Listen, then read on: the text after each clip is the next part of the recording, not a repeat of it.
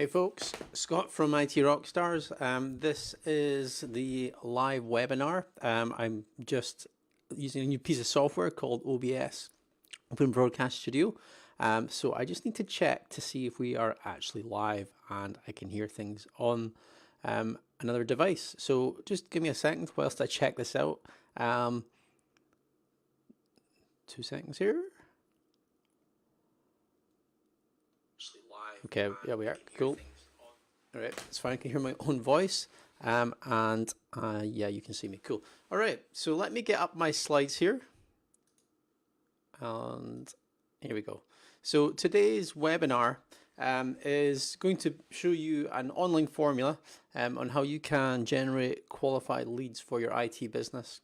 The type of leads that you're going to be able to generate online using this, it's business to business leads, so it's specifically for IT companies that are looking to generate a source of leads where they provide a service in regards to something like IT support or managed services for another local company. So that's what this whole webinar is about. I'm going to show you the formula that I've used in the past. I still use today. It works really well. In fact, I'm using the same formula to speak to you guys here today and all our existing followers. So going to go into some sort of extreme detail in this webinar, but you'll find out some really useful information as well as part of this, hopefully. There are some bits to this webinar. If you already have the IT Rockstars product, if you've signed up on our website for that trial, you may learn some other things within this webinar. So I'm hoping I'm giving away complete value to you guys and helping you out. That's the whole point of this webinar. So we'll go through the slides as I've laid them out here. I did put these slides together this morning, so it's maybe a little bit fuzzy, the graphics here, but hopefully they make sense. Cool. All right, so who's the webinar for? As I already mentioned, IT companies looking to scale their business. So it's really helping an IT company. I'm here to help IT companies that are looking to generate more qualified leads for their sales pipeline. Okay, so MSPs they're pretty much the prime candidate for this because it is that business to business lead type of content that we publish for IT Rockstars is really geared towards the MSP service offering. Potentially, it's also for break-fix IT companies. So if you're maybe in residential computer repair, or maybe you're just doing break-fix to small businesses, then this is going to give you some ideas and what you can implement to sort of make that next step towards the sort of MSP business-to-business model. Who it's not for is for people that don't have patience. There is a lot of work required for this process, and you need to have it's a long-term game play, the long-term plan. It's just like anything else in business. You really have to slog away before you're going to see results from it, but I can guarantee you will see results. So as I say, it's not for people that don't have patience. Okay, and what you will learn. Okay, so how to connect with the right people online. I'm going to show you how to basically refine your audience online. So connecting with the right people, that specifically is the type of customers that you're wanting to work with. So I think at this stage in the game, if you don't already know the type of customers that you want to work with, a lot of IT companies and a lot of MSP owners, they basically just pick any company that's going to provide, that needs IT support, and that's going to be, an existing added into their existing client base. But I think everyone should, at any stage in their business, really have a tough think about, who your target market is. What does your ideal client look like? Try and formulate that in your head. It's certainly what I've done here at IT Rockstars for my product. To all you guys, I'm looking specifically for IT business owners, and I help them out with content for their websites and their LinkedIn profiles. So I really encourage you to have a real sort of long, hard think. Even sort of take a sheet of paper and actually write down what that ideal customer looks like, what their business looks like, what are the problems that they maybe have, and how you're going to solve those problems. So if you can almost picture that ideal client, that gives you something to work towards.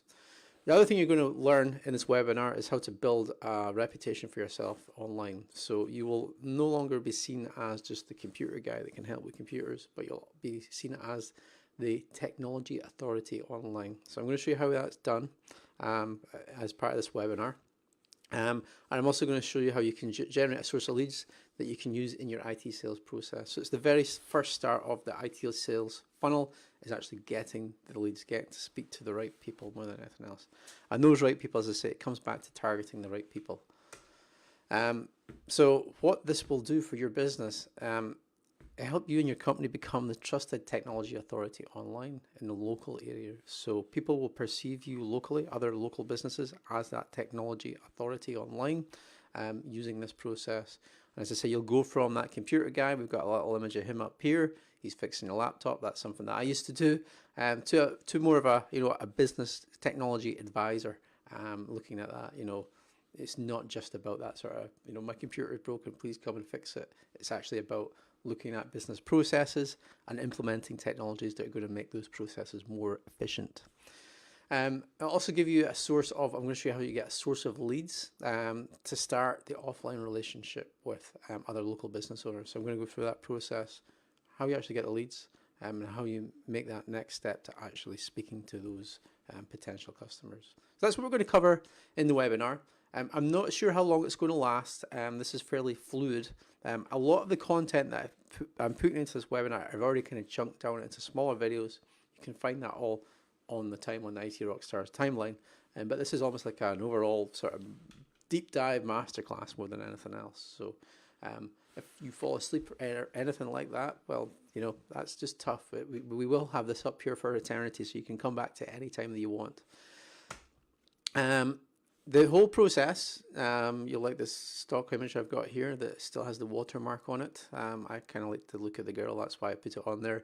But the whole process will take, it's a 12-month commitment, this. Now, as I said, just like anything in business, it's going to take time. And you're not going to find that you're going to get results instantaneously with this. It's very much a long play. We'll discuss the reasons for that and the logic behind it in the webinar as well. And it takes, time-wise, it's going to take you 15 minutes of your day, Monday to Friday, to do this, to implement this. It will take a little bit longer if you don't go with this, if you decide not to go with this this product that we have, or service as I call it. So there's a warning before we get into the detail on this webinar, is the fact that I'm going to actually attempt to sell you something at the end of the webinar. I have something to sell you. It makes this process much easier, and you can find out exactly what that thing is if you go to itrockstars.co.uk. Today you can find out what that thing is that I'm going to be selling you at the end of the webinar. But it's just a warning more than anything else. Probably more of a warning, the fact that I'm going to try and sell on the video, but we'll see how that goes. So here's the high level overview of the MSP. I've got this as the MSP lead generation formula. It's online lead generation formula. I do have another name for it. It's called the MSP Marketing Machine. I'm still kind of working out what it's going to be called. But this is the high level overview. First thing you've got to do, build an online audience. So that is the first thing in this whole process that you have to do. And before you can do that, you have to define your target market and then connect with your target market online. Then next step is actually to educate that audience. So when you're building up the audience, you want to start educating them with authority content. So that's content that's going to be useful to them. It's going to engage them. They're going to find it useful. It's not just some bland post that you're putting out there on the web, but it's actually going to be useful for them in their business. So you educate them and you provide value. You help them basically. And then the third step is actually capturing the leads and taking those contact details, or taking those leads offline, taking them offline to an actual meeting and get face-to-face with the business owner. That's the whole process. Let me just check to see if there's been any comments. Cool, there hasn't been just yet. That means everything should probably be working, I'm hoping. Next, okay, so this is the first step, as I said. So it's define your target market. So who is your ideal customer? We already mentioned this. Have a really good long, hard think. Look at your existing client list. Who's maybe the most profitable? Who's the easiest to work with? That's maybe going to give you some steer in the right direction. It'll also maybe help sort of steer in the right direction in regards to the industry that you're maybe think that you would like to work with. Now, as I mentioned before, a lot of MSPs will just pick up any business. It doesn't matter what they've got, as long as it's some sort of Windows type infrastructure. but it is really worth doing this and actually defining who your target market is. Now, we will, in the next slide, is actually go into what the ideal types of industries to work with are locally, but you could niche down in this. So you could nail your niche, and that is basically going after one particular type of business and being the IT or the MSP experts for that type of business. We interviewed recently on the podcast an MSP business owner, and he only works with car dealerships, and he finds that allows him to be more efficient in his business. But you get to know the way that client works or what that type of business model is. You know what their pain points are, and you can give them a better service if you can really sort of niche down on the type of industry that you want to work with. So yeah, you got to find that.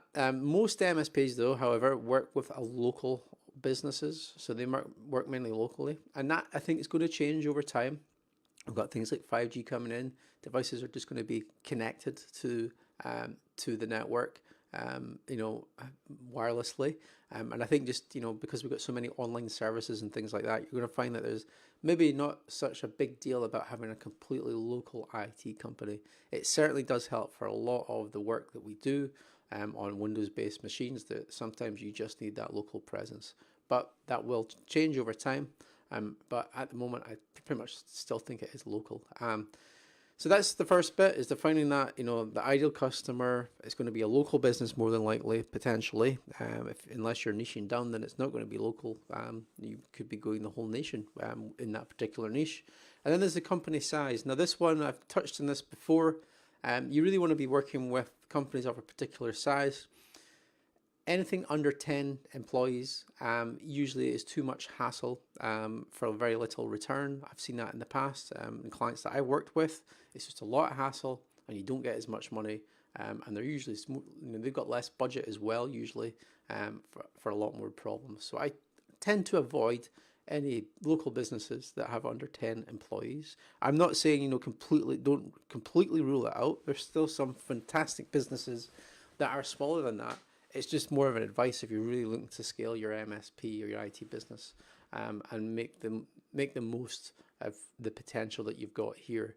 We've got here on the other side of it 50. That's probably just a number that I've plucked out of the sky more than anything else. But you find anything over more than 50 office-based staff, they usually have an internal IT resource. Potentially less than that though, but you'll find that you usually have an internal IT resource. And it's just, they'll rather have an IT manager, an IT technician take care of all of their IT, as opposed to an outsourced MSP IT service.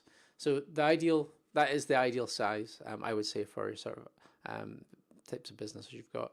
And then the type of business itself, the actual industry they work in, there's ones that work much better than others. So to give you an example of a really bad, I would say it's a bad choice for an IT company that provides business-to-business support, would be going after someone like a restaurant or a nightclub or something like that. You're looking for businesses that have an admin overhead, office-based workers with desktop computers and network infrastructure.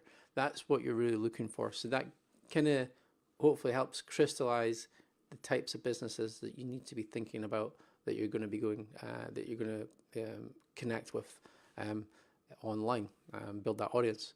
So these are some of the examples of the type of industries that work really well for IT companies. First one here, accountancy firms. I love working with accountants. The main reason for that is they're actually a really good source for referrals. So once you maybe are providing IT services for an accountancy firm, they will provide you with referrals to other local businesses if you're doing a good job. And that's because, accountants are usually seen as a trusted advisor. So if they've got business owners coming to them with their accounts and they maybe mention that their IT's a bit dodgy, you say, oh, go and try Scott out, IT Rockstars. He's, it's just a referral that works really well.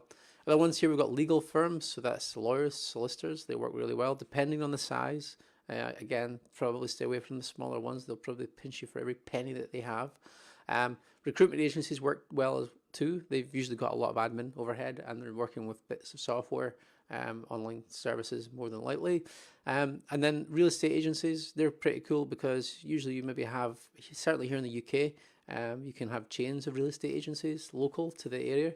So you maybe have 5 or 6 premises throughout a particular region, and that can all be maintained and managed by an MSP IT provider. Then there's again landlords, property management firms as well. They kind of fall into the same bracket. Healthcare is a big one in the States. I don't personally have any experience with healthcare here in the UK or the States, so I can't really comment on that. I know that a lot of my US-based customers do provide services to healthcare, and that's a really good type of client to have. Architects, architects and construction, they're good for referrals also because they know who's coming into town, they know who's extending their premises, and the first point of contact there is usually the new connectivity or an upgrade to, they're getting more desks, so they're going to need more desktops, that type of thing. So they're usually quite a good source of referrals. And then this is one of my sort of favorites, just in the last businesses I was in, was social housing firms and non-profit care sector. Some of the larger charities here up in where I'm based, it worked really well providing IT services for them. So they like to keep things fairly lean. So having an MSP provide the service usually helped reduce the sort of requirement for taking on a full-time technician or manager, which can be quite a big cost saving. And then I put these guys last down the bottom, and that's mainly because they don't tend to usually have as much money, and they can sometimes be a hassle as well. So that's marketing firms and PR agencies, and usually they have quite a sort of high demand when it comes to actually what they're running, and they can be more of a hassle more than anything else. But I'm not saying they're all like that. Certainly the ones that I worked with have been. Okay, so I've helped you define, or this is how I'm defining for myself who my target market is. So these are the types of businesses that I want to work with. They're in one of these sectors. They're between 10 to 50 in size, and they're local to the area. The next step to this process is actually the IT buyers themselves. So within those organizations, those companies, who is the IT buyer? So my advice to you is go straight to the top, the managing director, the CEO, the business owner. Go to them first, connect with them first, and then go down from there. So get referred down the chain as opposed to going in at the bottom and then getting referred up. So that's why I've got this pyramid here. Usually if it's not the owner of the company or the managing director, the IT buyer is the finance director or potentially the office manager. That's who the buying decisions go with in regards to IT, who they have or maybe already with a relationship with a current IT provider. So these are the things that you have to think about and who you're going to be targeting online. The biggest way to do that targeting is on LinkedIn. There is no other social platform available where you can target particular sizes of companies, types of companies, and find the business owner online. You just can't do it with any other platform that I'm aware of. Yeah, you could maybe do it with Facebook if they put in their job description, but LinkedIn works amazing for this. It is such a big opportunity just now. It does get completely spammed, I would say, LinkedIn, especially if you've been on it recently, you probably find you're getting copious amounts of IMs and messages, but people still use LinkedIn on a daily basis, and it is by far the best way to build an online audience if you're providing business-to-business IT support. So there are two ways to connect with people use LinkedIn. So the free version, this is what I've used up just until recently, connecting with these business owners. And the issue with the free version, now this is a new issue that they've introduced, Microsoft own LinkedIn, is the fact that you have limited search functionality. That's the biggest one. So you can only perform a certain amount of searches and you don't have as much reach on the free version. So if someone's out with your network, if you're like a third degree connection, you'll find that it's a lot harder to connect with those third degrees, and you just can't do as many searches. The paid version, you obviously have to pay for it. It's much quicker to get things done. I'm not going to suggest that you go straight over to the paid version, but that's the difference between the two. So we're going to go and do an actual example here. So I'm going to show you how to do a search on the free version and connect with someone, and then I'm going to show you how to do it on the paid version, what the differences are. So let me just bring up my browser here and come out of this window.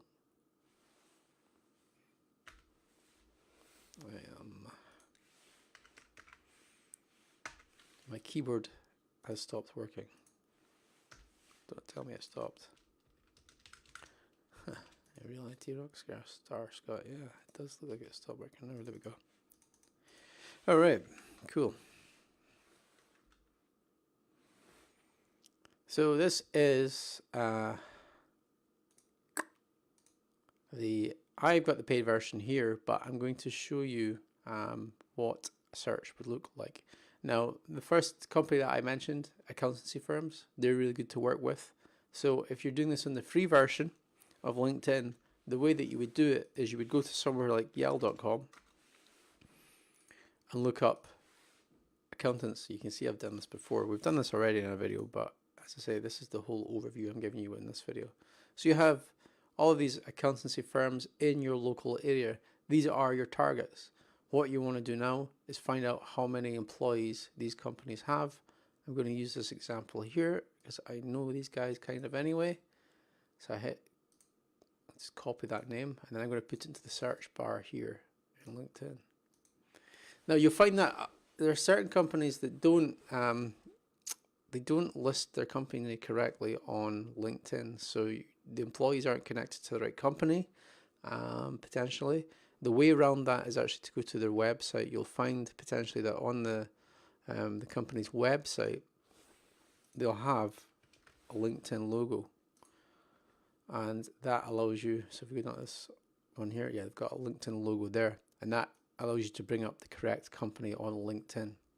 So when you're on the correct company on LinkedIn, then you've got this option on the right hand side to view all of the employees at the company. So this company's got 31 employees, so it's perfect size, it's local to my area, it's the right industry. These guys would be perfect for me as a customer if I was providing IT services like yourselves.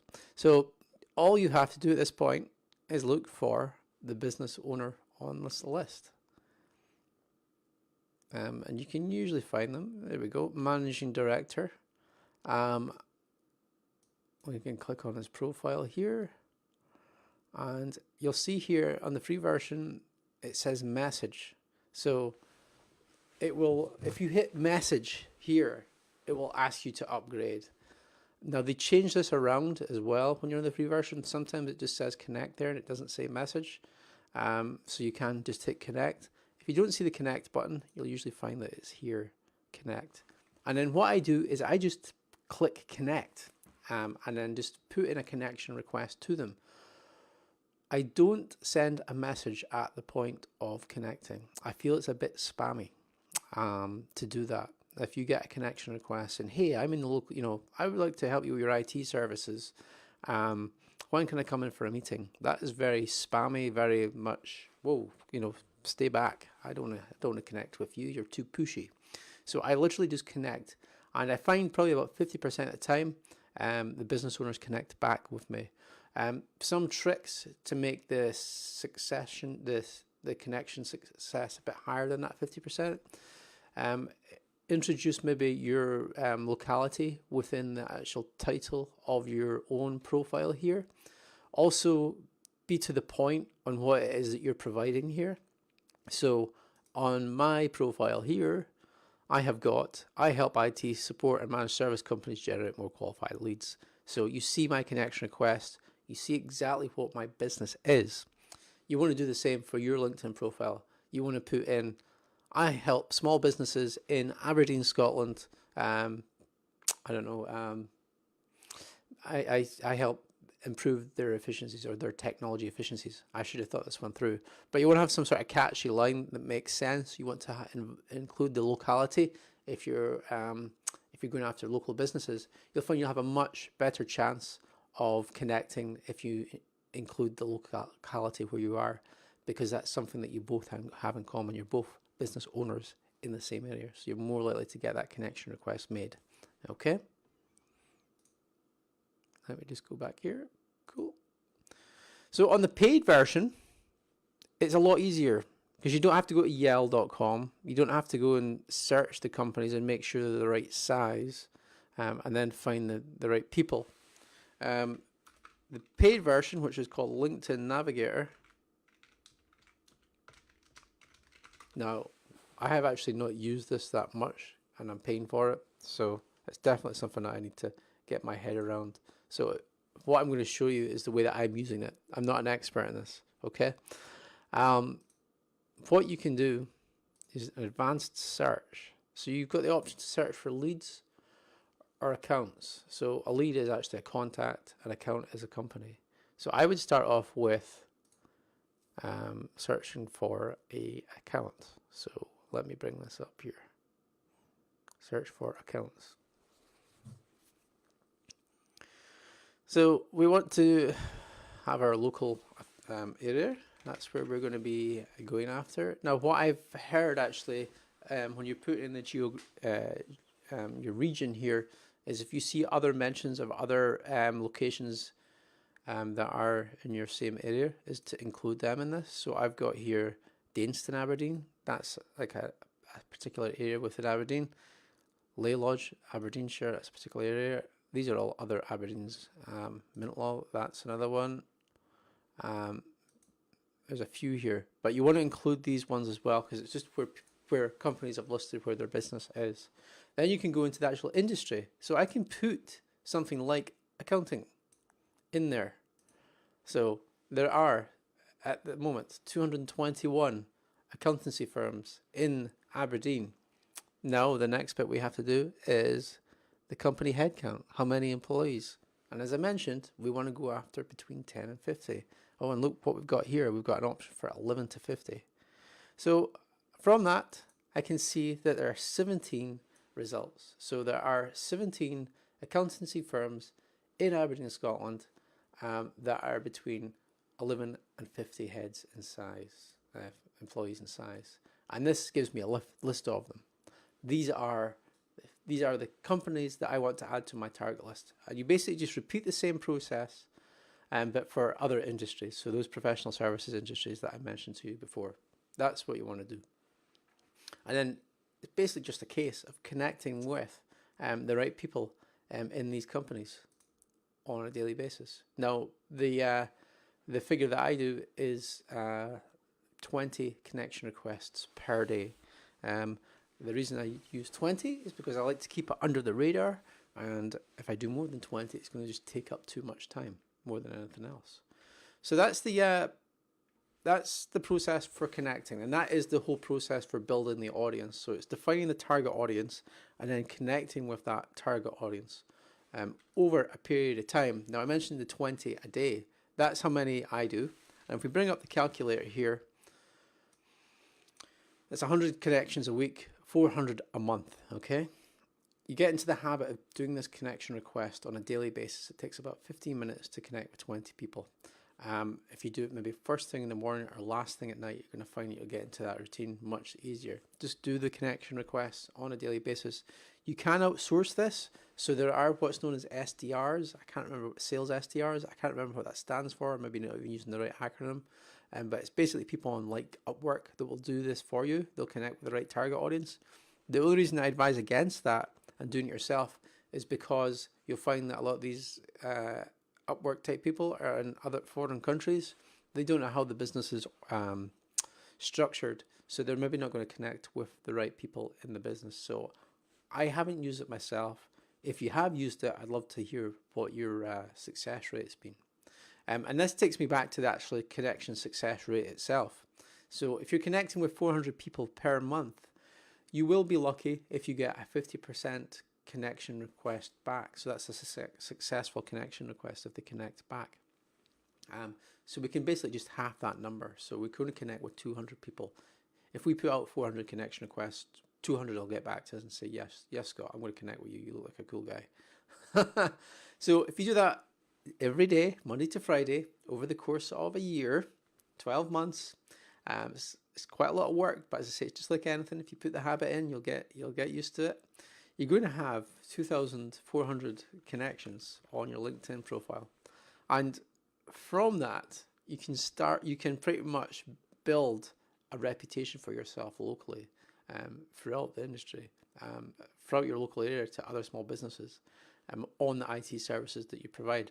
And this is where the real sort of meat comes in, to building up that authority, and that is providing valuable content. So that's what we've got next, on the slide here. So I call it the technology authority. So you become the local technology authority. And as I say, the way that you do that is by publishing content onto your LinkedIn profile that all of these other business owners can see, and they'll start to perceive yourself as the technology authority. And if you do this, if you publish this content on a regular basis, it's going to obviously give a much better return perception to yourself.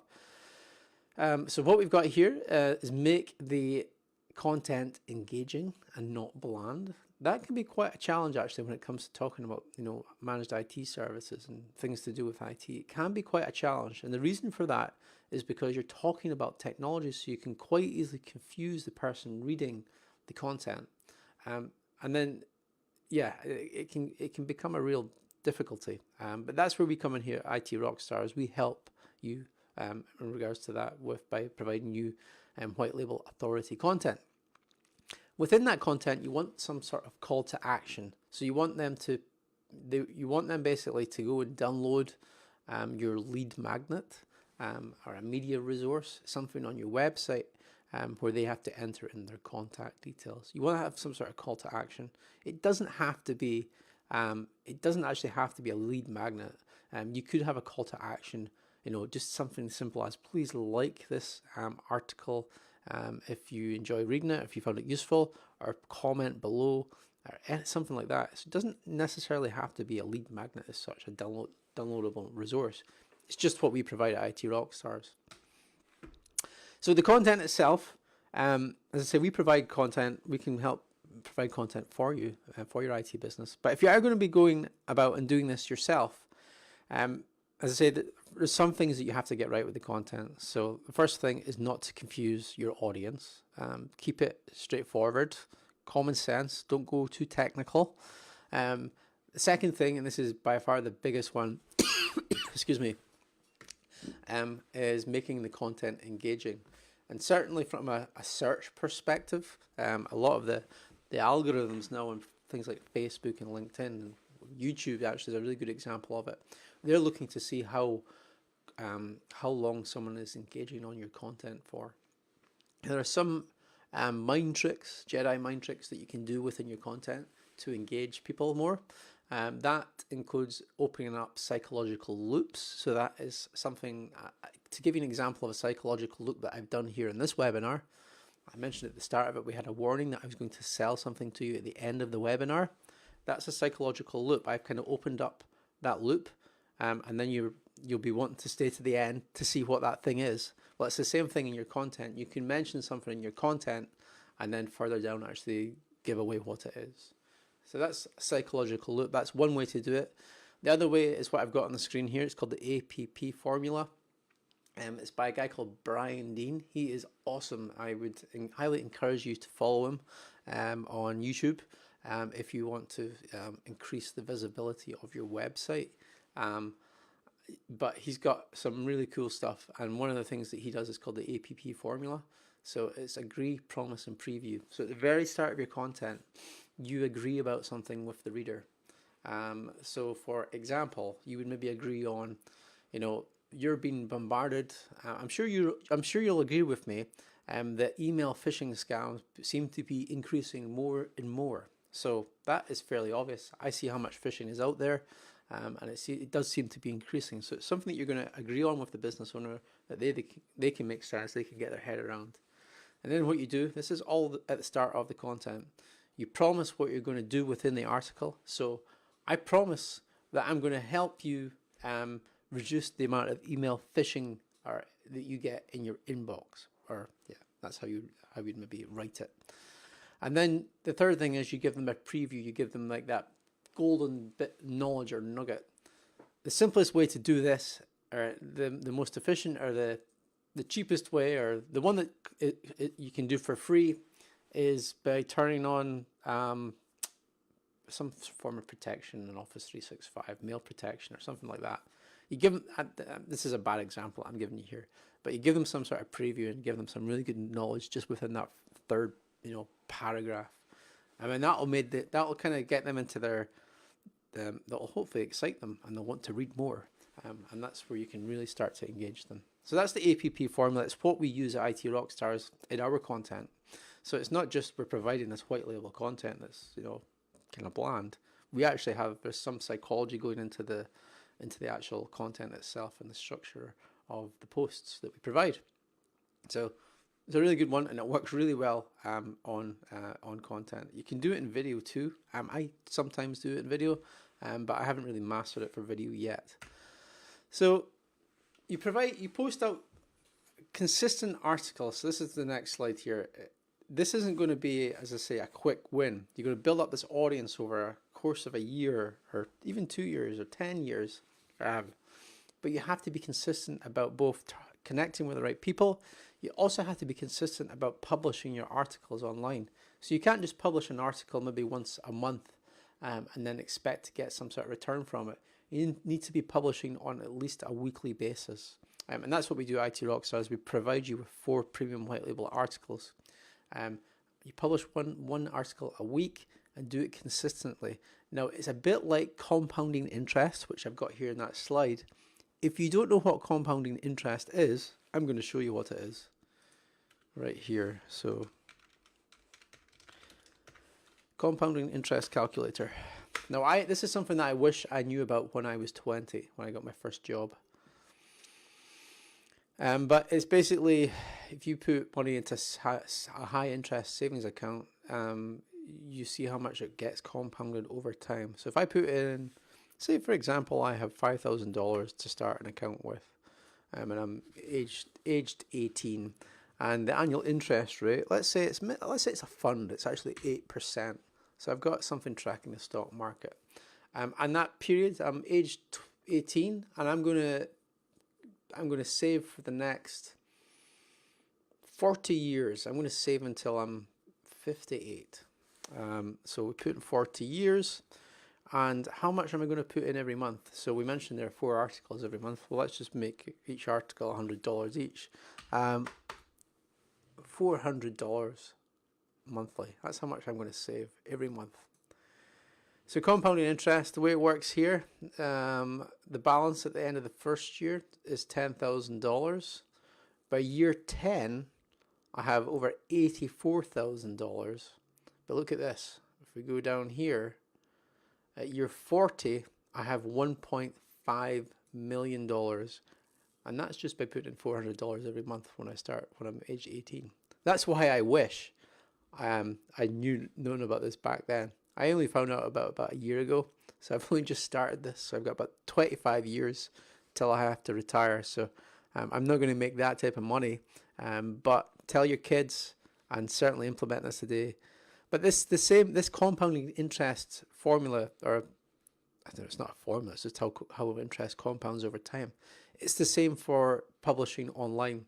It's the same for your marketing and the amount of effort that you put into marketing. Over time, it makes a difference. So I give it the compounding marketing effect, and that is publishing regularly, every week, authoritative, educational content. And that content, as I say, keep it simple, but make it helpful. Make it so that it's going to help that person in their business. Next, we have the lead magnet.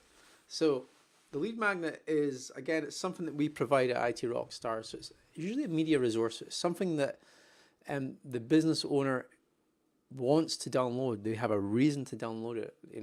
There has to be some sort of, you have to get into the psychology of why they would want to download this material, and then you have to basically title it as such. We do that within the call to action in our content, and then download that material. So it's something that they can action on today. So it's some sort of actionable result that they can take away and do today in their business. As I say, it's something that they want to download. So that's the lead magnet. Examples of that, it could be a white paper, it could be a PDF, it could be an infographic that they can put up on their office wall to help educate their staff on a particular thing, like, for example, cybersecurity awareness, as an example. So once you get people to start downloading this content, this lead magnet, as I say, it doesn't have to be a lead magnet. It can be a call to action. It can just be like or comment on it. These are actually your leads. This is the start of the sales process. People that are downloading your content online, people that are liking, the people that are commenting, they're potential leads for you. And that is fairly straightforward. It's not rocket science, this, but they will turn into your leads. But this is the thing. Well, this is the thing that you have to do with that information.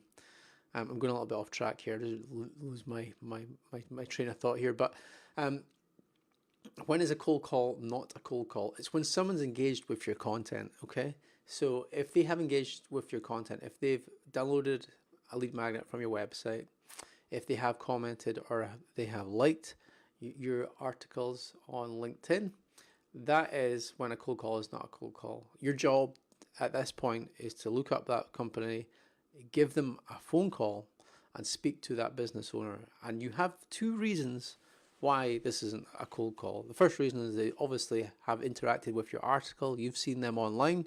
That's the first thing. Hey, Joe Smith, you're on the phone, and you basically just say, I noticed that you downloaded our infographic off our website. What did you think? It just opens up the conversation more than anything else. The second reason is because they are local. They're local in your local area. So it's not a cold call as such. You can say, well, this is Scott. I'm just around the corner from you guys. We'd really like to stop and by at some point, find out more about your business and, find out a little bit more about yourself. So set a date is the next phase within this. It doesn't have to be long. It can be 15 minutes, half an hour meeting. It doesn't have to be long. The whole purpose of this is really just to it's more of an intro and just to get to know them, potentially find out one of their pain points is in their business related to technology. Now, the pain point could be something, it could be their current IT provider isn't maybe ripping them off. There's a whole series of reasons. It could be in relation to the content that they've interacted with. So that could be the topic, the subject matter that you discuss in that half an hour meeting. But if you can find out some sort of pain point, it's going to help bolster that relationship going forward, because you can tell them how you can how you can solve that problem for them, and then eventually it'll lead to a sale. But this whole process that I've shown you here today, building the audience, publishing the content, becoming an authority, and then finally getting the leads. This is only the start of the sales process, but it is by far the biggest challenge I had when I was doing IT sales before I actually formulated this. And that was actually generating a qualified lead. So what I used to do is I used to go to BNI meetings, networking events, cold calling, but with no reason to be cold calling them. There's a lot of legwork involved. Yes, I did get sales, but it just took so much time, and it was very much peaks and trough, just like your IT business when it comes to support calls. There was either nothing or there was too much. There was no sort of steady stream of qualified leads coming into the business. If you follow this process, that's what you're going to get from it. So you want to set a target. So 6 months today, how many qualified leads do you expect to have? If you're going to connect with 2,400 connections over the course of 12 months, how many of them do you think are going to turn into leads, or how many would you like? I certainly don't think any IT business could handle that volume if they were all to turn into leads, which they won't, but probably a small percentage of that. So for me, it would be something like, I want 2 leads every month, or maybe 1 a week, maybe 4 leads every month. And that is a really good, as I say, steady stream.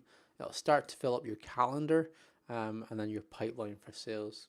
Get into the daily routine of connecting with the right people on LinkedIn. That's the second step to this. So again, that is just building the audience, but you really do have to get into the routine of connecting. I am guilty of this as well.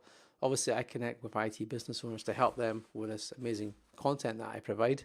But I am guilty of not connecting with 20 people every day. But if you can work it into a habit, if you're more disciplined than myself, you will find that this will definitely work. And the third thing again is publish educational content that engages your audience, and they're going to find helpful and relevant.